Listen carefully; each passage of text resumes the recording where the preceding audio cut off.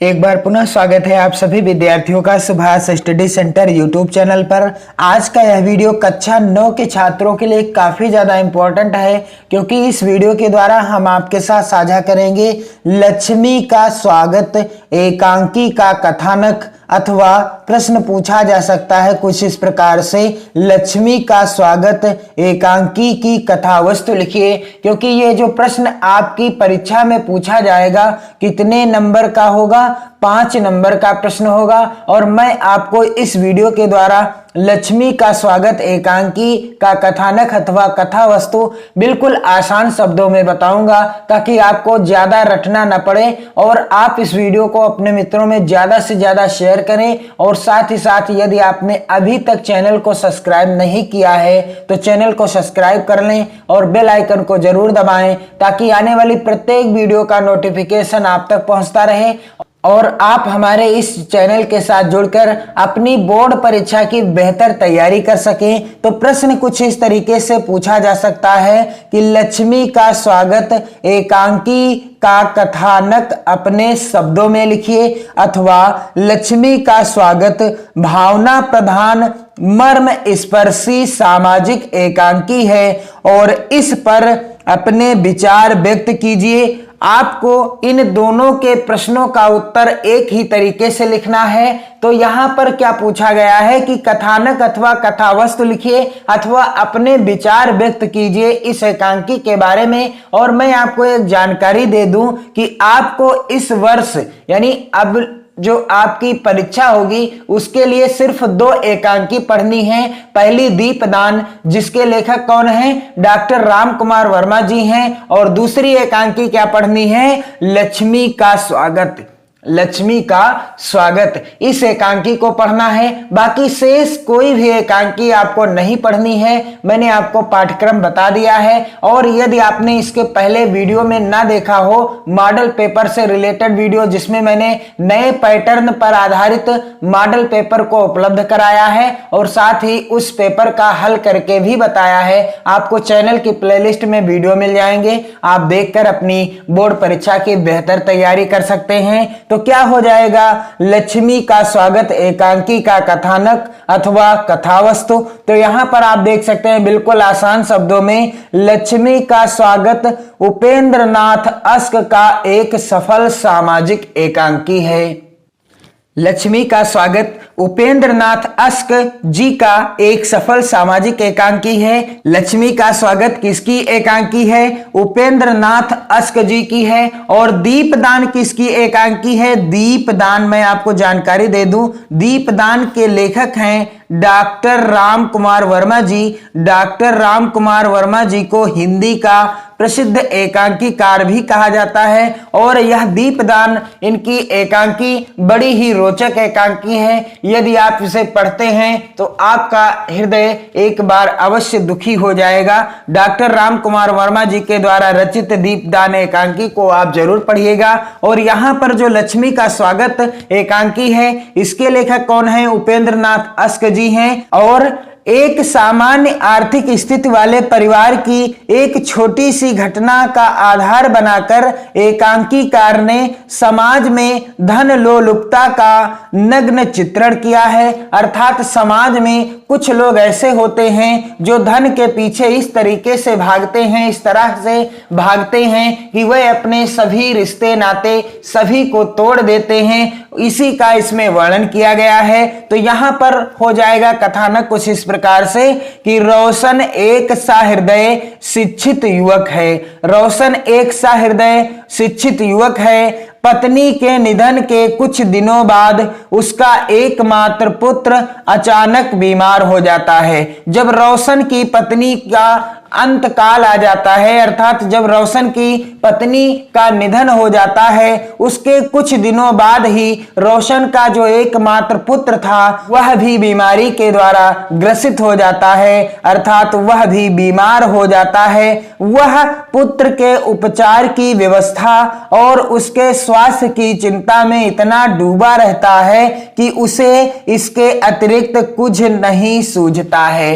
रोशन अपने पुत्र की इस बीमारी में और उसके स्वास्थ्य की देखभाल के लिए इतना डूब जाता है कि उसका दिमाग काम करना बंद हो जाता है। उसका मित्र सुरेंद्र तथा उसका छोटा भाई भासी भी रोशन की वेदना और चिंता में उसके साथ हैं। और यदि आप अपने भाई के सच्चे भाई हैं तो उसके सुख दुख में साथ देंगे, तभी आप सच्चे भाई कहलाएंगे। और यदि आप एक अच्छे मित्र की तलाश में हैं तो जो मित्र आपके सुख में ही नहीं बल्कि दुख में भी साथ दे, वही आपका सच्चा मित्र है। आचार्य रामचंद्र शुक्ल जी के द्वारा लिखित मित्रता नामक पाठ, जो कि आपको कक्षा 10 के हिंदी के पाठ्यक्रम में मिलेगा, और यदि आप उस पाठ को पढ़ लेते हैं तो आपको अच्छे और बुरे मित्रों की पहचान हो जाएगी। तो यहां पर आप देख सकते हैं लिखा हुआ है कि उसका मित्र सुरेंद्र तथा उसका छोटा भाई भासी भी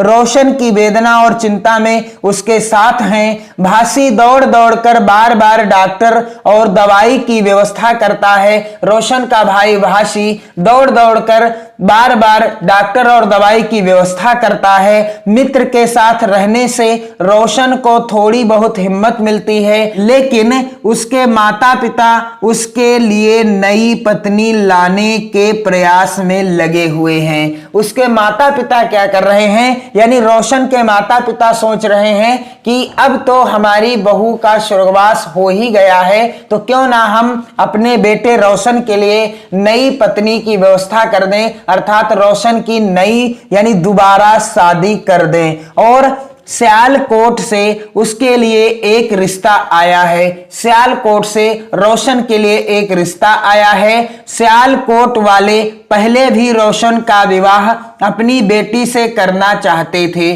सियालकोट के जो लोग हैं वह पहले भी अपनी बेटी का विवाह किससे करना चाहते थे, रोशन से करना चाहते थे।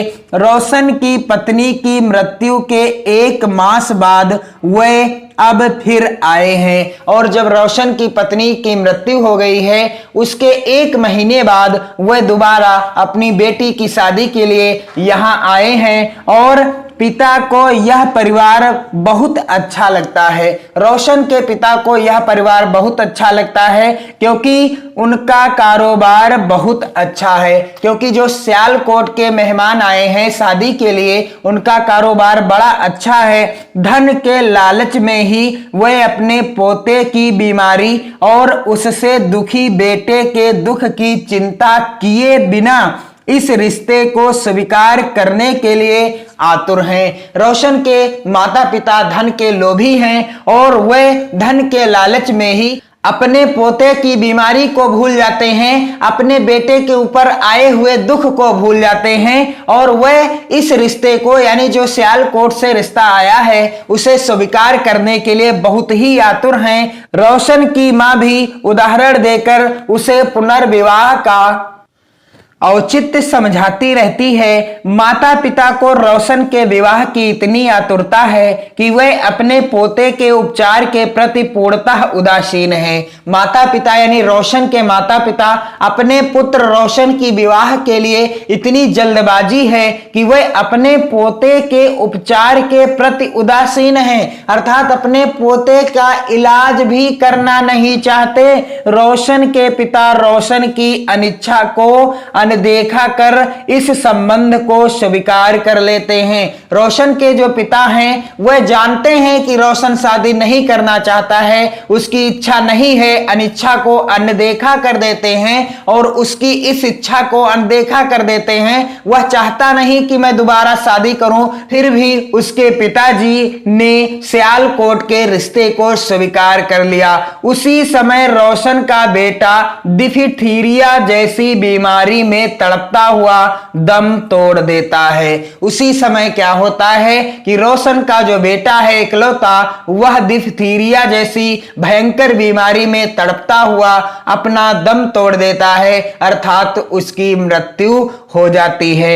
और रोशन अंधेरे बंद कमरे में उसकी मृत्यु के कारण दुखी होकर हक्का बक्का बैठा रह जाता है। और रोशन क्या करता है कि अंधेरे बंद कमरे में बैठा है और हक्का बक्का सा है, क्योंकि उसकी पत्नी का स्वर्गवास हो गया और अब उसके इकलौते बेटे का भी स्वर्गवास हो गया। उसे चारों तरफ दुख ही दुख नजर आता है और वह अपने आप को एक अंधेरे कमरे में बंद कर लेता है। बड़ी ही मार्मिक एकांकी है। आगे क्या हो जाएगा कथानक, थोड़े से समय की इन घटनाओं के आधार पर ही लेखक ने एक संक्षिप्त, मार्मिक और उद्देश्यपूर्ण एकांकी की रचना की है। यह एकांकी करुण प्रसंग से युक्त होकर भावपूर्ण और मार्मिक एकांकी बन गया है।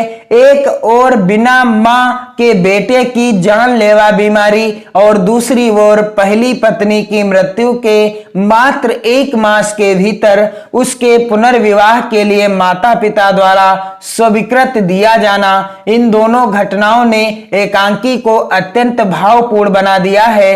अस्क जी का यह एकांकी सामाजिक विकृति पर प्रकाश डालने में पूर्ण रूप से सक्षम है। तो कुछ इस तरीके से आप इस एकांकी की कथा वस्तु अपने शब्दों में लिख सकते हैं, बिल्कुल आसान तरीके से।